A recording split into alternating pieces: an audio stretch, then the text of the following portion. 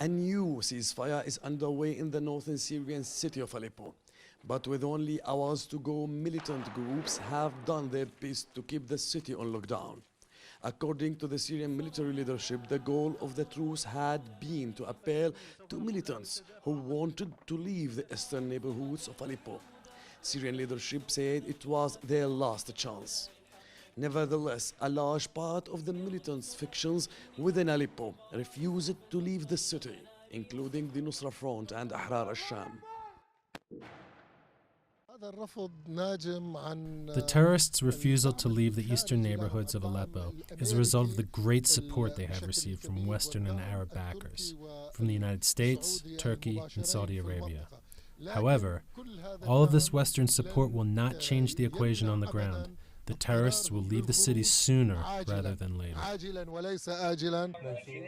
The Syrian army dropped leaflets over the eastern neighborhoods of Aleppo, explaining the safety crossing points that both civilians and militants could use for leaving the city.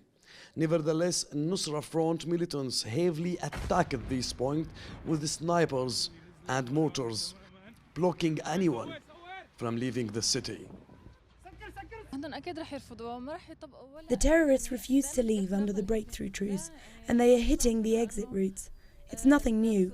The terrorists have been doing it every time because they want to push the US agenda of making the situation more complicated.